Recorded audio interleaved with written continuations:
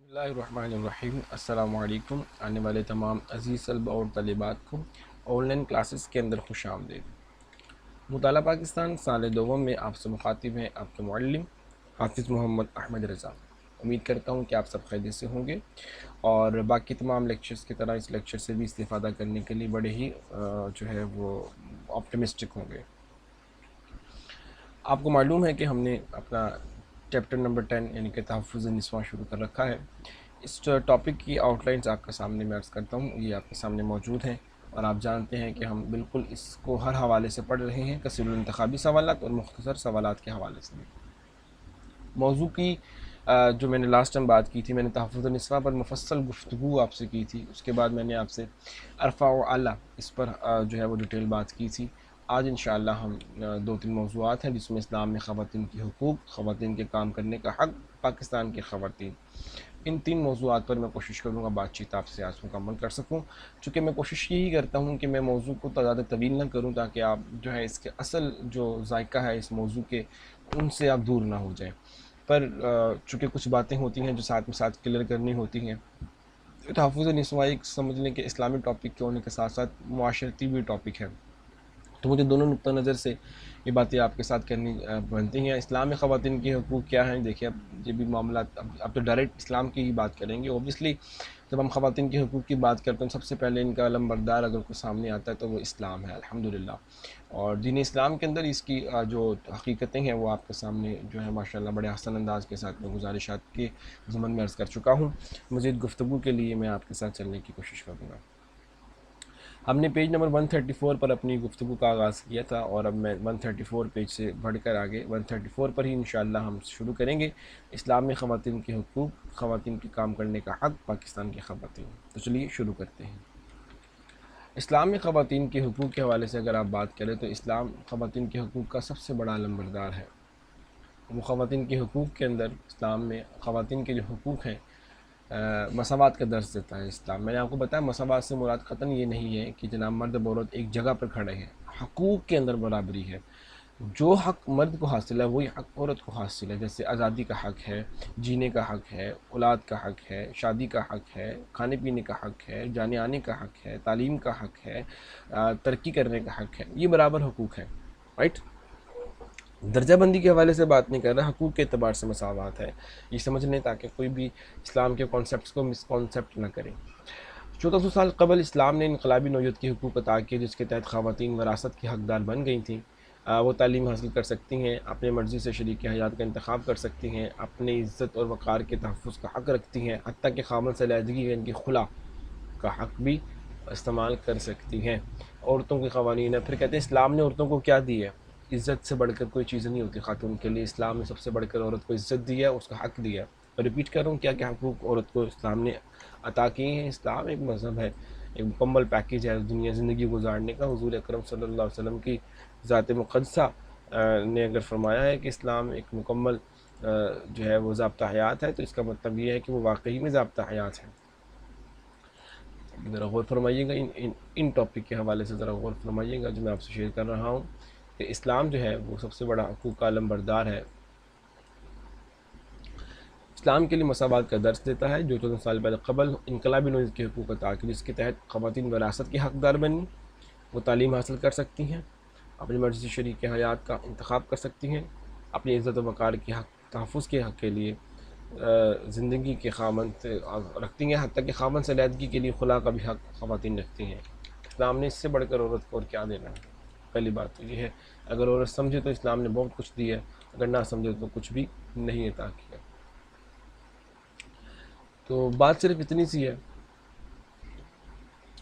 کہ جب ہم بات کرتے ہیں اسلام کی تو اس میں پاکستان کی غیرت کی بنا پر، پاکستان کو غیرت کی بنا پر قتل جیسے مسائل کا سامنا ہے۔ پاکستان چونکہ ایک قبائلی علاقہ جات سے، دیہی علاقہ جات سے اور پرانی 5000 سال پرانی تہذیب کے علاقہ جات سے آشنا ہے، تو بہت سے لوگ ایسے ہیں جو پاکستان یا پاکستان میں رہ کر بھی ان معاملات میں ابھی تک الجھے ہوئے ہیں، جن کا بیشتر شکار خواتین ہی ہوتی ہیں، تاہم کچھ مردوں کو بھی تشدد کا سامنا کرنا پڑتا ہے۔ عموماً خواتین کے قتل کا ذمہ دار کوئی مرد شاید رشتہ دار ہوتا ہے، جس کی وجہ سے یہ پیش کی جاتی ہے کہ مقتولہ نے خاوند کی عزت کو پامال کیا، یعنی کہ خاندان کی عزت کو پامال کیا۔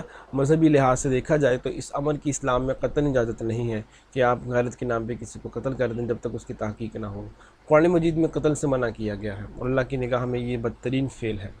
یہ خیال غلط ہے کہ ایک انسان کی عزت کسی دوسرے انسان کے اعمال سے وابستہ ہے، حتیٰ کہ یہ گمان کرنا بھی غلط ہے کہ کسی انسان کی عزت دوسرے انسان کے قتل کرنے میں پوشیدہ ہے۔ اور تعز من تشاء و تذل من تشاء، میرا رب جس کو چاہتا ہے عزت دیتا ہے اور جو چاہے ذلت لے لے۔ اللہ تبارک و تعالیٰ کی ذات جو ہے وہ کسی کو جو ہے یہ حق نہیں دیتی، صرف جان لینے کا حق میرے اللہ کو ہے۔ کل نفس ذائقۃ الموت۔ خواتین کے کام کرنے کا جو حق ہے اسلام کے اندر، کچھ لوگ دلیل دیتے ہیں کہ خواتین کو گھر کی چار دیواری تک محدود رہنا چاہیے، مگر اس کے برعکس اسلام انہیں کام کرنے کی اجازت دیتا ہے۔ مگر حضرت قرآن کے حکیم میں بیان کیا گیا کہ قصائص میں ایک کی گئی قصائص قصوں میں ایک کے مطابق حضرت شعیب کی بیٹیاں جن میں سے ایک بعد ازاں حضرت موسیٰ کے عقد میں آئیں، نکاح میں آئیں، بھیڑیوں کی دیکھ بھال کرتیں، لیبر چڑھاتی، کھیتوں کو پانی دیا کرتی تھیں، کیونکہ ان کے والد ضعیف ہونے کی وجہ سے خود بھیڑوں کی دیکھ بھال نہ کر سکتے تھے۔ اب یہ دیکھیں، یاد رکھیں، یہ ایک کنڈیشن ہے، کنڈیشنل بیس چیز ہے۔ نمبر 2، حضرت خدیجہ الکبریٰ بھی بزنس وومن تھی، وہ بھی تجارت فرمایا کرتی تھی، کاروبار کرتی تھی، مگر تب تک پردے کا حکم نہیں تھا۔ جب پردے کا حکم آ گیا تو اب پردے کے ساتھ خواتین کاروبار بھی کر سکتی ہیں، نوکریاں بھی کر سکتی ہیں، پردے کے ساتھ شرعی تقاضوں کو پورا کر کے کچھ بھی کر سکتی ہیں، شریعت کے اندر رہ کر۔ شریعت کے خلاف جا کر قطعاً اسلام اجازت نہیں دیتا، یہ بات ذہن نشین کر لیں۔ یہ نہ ہو کہ یہاں پر لکھی ہوئی تحریروں کو آپ مس انٹرپریٹ کر لیں۔ اسلام صرف انہی چیزوں کو انٹرٹین کرتا ہے جو چیزیں اسلام کی روح سے جائز ہیں، حلال ہیں، درست ہیں اور بالکل عین مطابق ہیں۔ یہ نہ ہو کہ آپ اسلام کی تشریح اپنے انداز سے کریں اور بعد میں کہیں کہ اسلام اس بات کی اجازت دیتا ہے کہ خواتین کام کریں۔ بالکل دیتا ہے، مگر اس کا تب اس صورت میں جب کنڈیشنل زیادہ ہو، یا اس صورت میں جب وہ شوق رکھتی ہو اور شرعی تقاضوں کے عین مطابق کام کرنے کی صلاحیت میں موجود ہو۔ صحیح مسلم کی ایک حدیث میں بیان کیا گیا کہ حضرت محمد صلی اللہ تعالیٰ علیہ وآلہ وسلم ایک طلاق یافتہ خاتون کو اپنے باغ میں جانے اور زندگی کے روزمرہ اخراجات پورے کرنے کے لیے خود پھل لانے کی اجازت دے دی تھی۔ اس کا مطلب یہ نہیں تھا کہ حضور نے یہ کہہ دیتے کہ آپ شریعت کے تقاضوں کو آپ بالائے طاق رکھ دیں، اویسلی پردے کے ساتھ، حیا کے ساتھ، دیانتداری کے ساتھ۔ یہ شریعت نے عورت کے لیے قید رکھی ہے پردے کی، اس کے ساتھ۔ حضرت ام عطیہ سے مروی ہے کہ ایک اور حدیث میں ہے کہ حضرت محمد صلی اللہ تعالی علیہ وسلم خواتین کو دوران جہاد سامان خود و نوش کی فراہمی اور زخمیوں کے مرہم پٹی کرنے کی اجازت دے دی تھی۔ جنگ کے معاملات کے اندر تو بہت سی چیزیں ایسی ہیں جس میں معافی ہوتی ہے، جیسا کہ نماز کے معاملات کے اندر بھی کہیں نہ کہیں رعایت دی جاتی ہے، اور بھی چیزیں ہیں جنگ کے معاملات کے اندر۔ ایک اور مثال حضرت اشفا بنت عبداللہ کی ہے، جو حضرت صلی اللہ علیہ وسلم قبول کرنے والے اولین گروہ میں سے تھیں۔ ان کا شمار مکہ کے ان لوگوں میں ہوتا تھا جو پڑھنے اور لکھنے کی صلاحیت رکھتے تھے، وہ طب کے ماہر تھی، ٹھیک ہے۔ تو خلیفہ دوم حضرت عمر نے انہیں مدینہ کے بازار کے امور کا نگران مقرر فرمایا تاکہ وہ وہاں کے آنے والے مرد اور خواتین کی کاروباری خرید و فروخت پر نگاہ رکھیں، مگر یاد رکھیں، مقرر فرمایا اور نگاہ رکھنے کے لیے کہا، مگر قطعاً اس کا مطلب یہ نہیں تھا کہ پردے کے اصول کو بالائے طاق رکھ دیا جائے، ایسا شریعت نے اجازت نہیں دی ہے۔ پاکستان کی خواتین، اگر ہم پاکستان کی خواتین کی بات کریں کہ پاکستان کی خواتین کیا ہیں، تو ذرا غور فرمائیے گا۔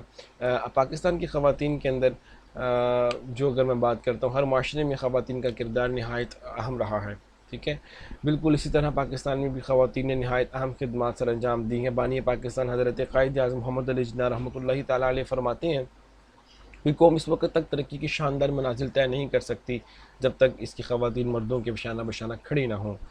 ہم مقامی روایات کے ستم گزیدہ ہیں، یہ انسانیت کے خلاف ایک جرم ہے کہ ہماری خواتین گھروں کی چار دیواریوں کے اندر قیدیوں کی طرح مقید رہیں۔ دنیا بھر میں کہیں بھی اتنا ناگفتہ بحالت نہیں ہے جس طرح ہماری خواتین رہ رہی ہیں 1994 میں۔ اب دیکھیں، آپ کو لگتا ہے کہ 1994 میں قائد اعظم نے یہ بات کی ہوگی، کیونکہ آپ کا تو وفات 1948 میں ہو گئی تھی، ٹھیک ہے، 1948 میں آپ کا انتقال ہو گیا تھا۔ اب یہ جو بات یہاں پہ لکھی ہوئی ہے، یہ تحریر غلط ہے، تو اس کو آپ درست فرما لیں۔ یہ جو گفتگو آپ نے فرمائی ہے یہ 1947 میں تھی، ٹھیک ہے جی، 1947 میں کرنا تھا، جو کہ غلطی سے ہی جو ہے وہ غلط ہو گیا، تو آپ اس کو ذرا درست فرما لیجیے گا۔ یہ والی تحریر یہاں پر موجود غلط انداز سے لکھی ہوئی ہے، اس کو ذرا آپ نے دیکھ لینا ہے، اس کو ذرا آپ درست فرما لیں۔ یہ تحریر آپ کی تحریر کا حصہ نہیں ہے، ٹھیک ہے، اس کو آپ کاٹ دیں یہاں سے، یہ غلط ہے، ٹھیک ہے۔ اوکے ہو گیا جی. خواتین کی کامیابیوں اور خدمت کی کئی مثالیں پاکستان کی تاریخ میں سے دی جاتی ہیں. مثلاً محترمہ فاطمہ جناح ایک سرگرم سیاسی کارکن بھی تھیں. قائد اعظم کی رحلت کے بعد آپ کی دنیا سے چلے جانے کے بعد سیاسی مخالفت کے باوجود بہادری کے ساتھ میدان سیاست میں رہیں اور صدارتی انتخابات میں بھی حصہ لیا. مزید برآں پاکستان دنیا بھر میں پہلا اسلامی ملک ہے جس میں ایک خاتون محترمہ بے نظیر بھٹو وزیر اعظم منتخب ہوئیں. پاکستان اسلامی دنیا میں پہلا ملک ہے جس میں پہلی وزیر اعظم محترمہ بے نظیر بھٹو شہید ہوئیں. اب یہ بھی دیکھ لیں کہ پاکستان اسلام کے ساتھ ساتھ دیکھیں نا، پاکستان اسلام کی بنیاد ہے. اسلام کی اگر کوئی ایکسٹینشن ہے تو وہ پاکستان ہے. پاکستان کی جو بنیاد ہے وہ اسلام ہے، اور اسلام کی بات کر لیں پاکستان کی تو میرا خیال ہے کہ ہم پاکستان کی ہی بات کر رہے ہیں. ٹھیک ہے. تو پاکستانی خواتین کی جدوجہد اور حوصلے کی ایک روشن مثال عالمی اسکواش جو کھلاڑی ماریہ تورپا کے وزیر ہیں. ایک جوان لڑکی جس نے کھیلوں میں حصہ لینے کے لیے لڑکے کا بھیس اختیار کیا. جس وقت یہ راز افشاں ہوا تو اس سے ڈرایا دھمکایا گیا. ان تمام مشکلات کے باوجود وہ اسکواش کھیلنے کے لیے پرعزم رہی. آج وہ پاکستان میں اسکواش کے اعلیٰ ترین کھلاڑی ہے اور کئی عالمی مقابلوں میں پاکستان کی نمائندگی کا شرف بھی حاصل کر چکی ہے. اس طرح مریم مختار پاکستان کی واحد جنگی ہواباز خاتون جنہوں نے فرائض کی ادائیگی کے دوران شہادت کا مرتبہ حاصل کیا. اب آپ کاؤنٹ کرتے جائیں پاکستانی خواتین کا معیار، اور کہتے ہیں کہ ہمیں کیا ملا پاکستان سے یا اسلام کیا دیتا ہے، تو وہ آپ ذرا غور فرما لیں.